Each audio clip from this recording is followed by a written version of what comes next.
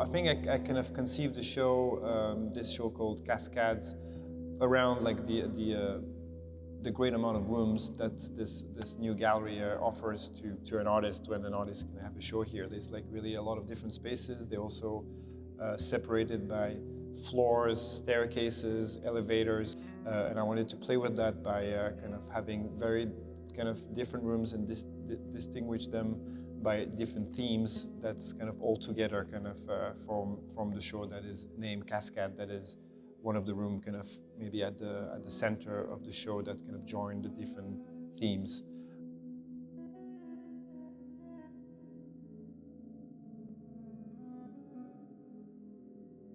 The top floor of this show, I really wanted to kind of create really kind of airy, kind of light kind of atmosphere, and having those different kind of clouds that are a little bit dreamy and kind of have the sense of this kind of water, air, and reflection that kind of go through the painting. Really love a painting of Xavier Hufkens that's called Abstract White. That is, one of her painting of clouds. They have those great movements that I love, and I was very, very inspired by it.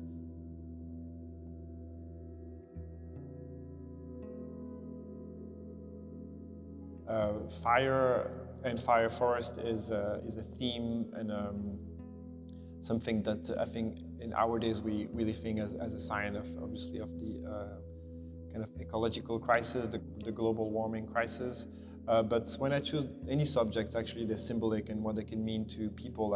I'm trying to not be kind of focused only on one specific aspect to it, and it's kind of, for me, interesting to think about the idea of the apocalypse and like the numbers of painting of Sodom and Gomorrah, like historical paintings of fires that represent basically the end of the world. That it's interesting we believe now that we feel and we fear that we are like, at the end of our our path as humans. But this feeling has been almost a constant from the Noah's Ark to different apocalyptic tales in the Bible to, recently in the 50s after the war where, nuclear war was happening.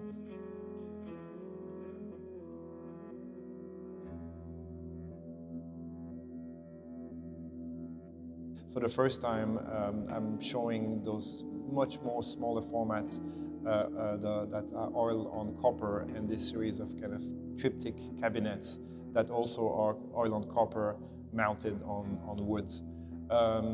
4 years ago, I think I did the show at this gallery, Xavier Hufkens, and one of the reference points was Jean van Kessel, a Flemish painter from the 1600s.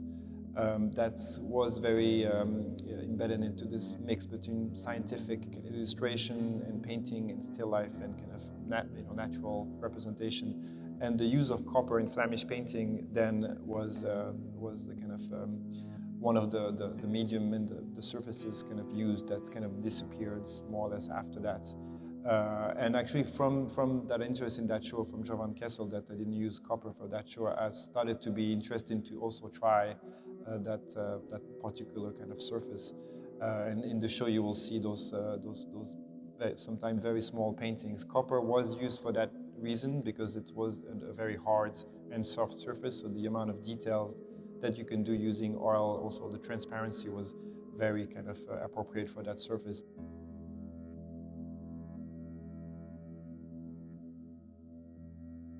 Also in the show, for the second time, but the first time in a gallery, I'm showing those triptych cabinets that I made especially for a show. I made another series for a show in Milan at the Paul di Pezzoli, which was very directly inspired by basically an altar, a portable altar that was a form of kind of devotion.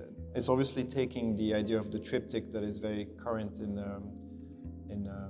churches and that you see mostly now in museums, but they were all made for the church.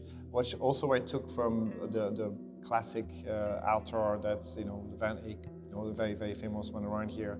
That is the black and white on the external part of the object.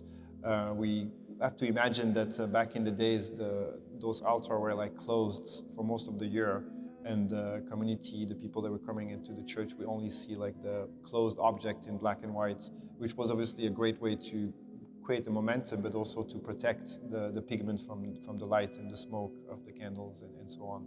So like there will be a great kind of performative aspect of opening those amazing kind of polyptych, triptych, and revealing the great colors in them. And in the show, you see some of them, open, some of them a bit closed. There's a lot of playfulness, I feel like, and theatrical that can be achieved with those little objects, and they can be displayed in different ways.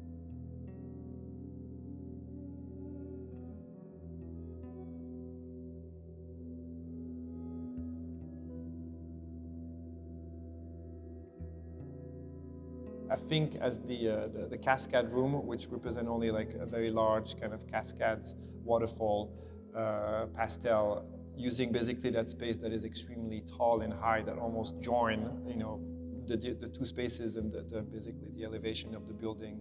The waterfalls have this kind of beautiful representation of the gravity of water, of the gravity of things, and it's obviously been a theme and the symbols in many paintings as the time passing, as a way of representing like a journey and like kind of a passage between things. The fire and the cloud and the waterfall is connecting almost the clouds and the fire together. And then there's a series of 3 other rooms that are the kind of the swamp, the ruins, and the grotto that almost form some sort of corpus all together, and that are joined by those kind of different shades of greens.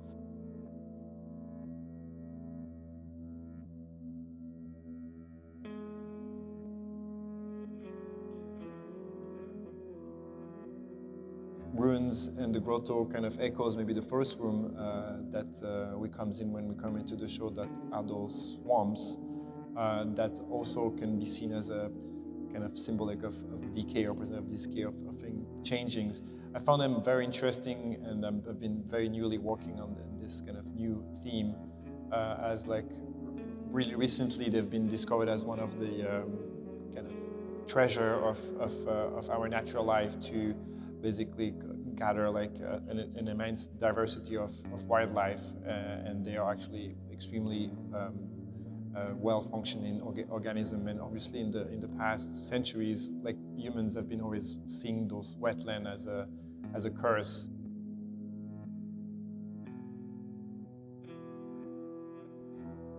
In the exhibition, there's different series of portraits, some on copper, and there's 3 kind of larger one on pastel. All of those portraits are part of this kind of new series where the kind of body, the torso of the portraits is made up of a collage, or like a presence of something that is not bodily, but that's make up the body, that is sometimes a bat, sometimes in this show like a few moths, sometimes some flowers. And I think, like, again, as the idea of the triptych, that the portrait is surrounded by those different elements. I think like there the idea was always to almost create the mental space, or the inner space, or the psychological space of the portraits. So basically they merge into kind of almost like an anamorphism kind of creature. So again, even if there's the very exciting new presence of copper and the cabinet, still like the main medium of the show is soft pastel, which is my kind of first love, or like my medium that I love the most. And I always like to think about Rosalba Carriera as the artist that kind of created or started that trend in the 1700s. And she really kind of mastered this medium of pastel by doing portraits. And also she only spent 1 year in Paris, but during that year, like, she really created like a great trend of aesthetic. And she's also fairly responsible for a lot of the Rococo kind of portraits, kind of pastel aesthetic. So I always like refer her as a main influence, because looking at a portrait pastel is, for me, always like the best kind of the achievements of pastel technique, and the delicacy and the softness of a rendering is absolutely wonderful. It's like, you know, a pastel is basically a little stick of pure pigment. There's almost no binding, so that's basically more or less pure pigments on the canvas, which is kind of, I think, a very delicious thing to look at.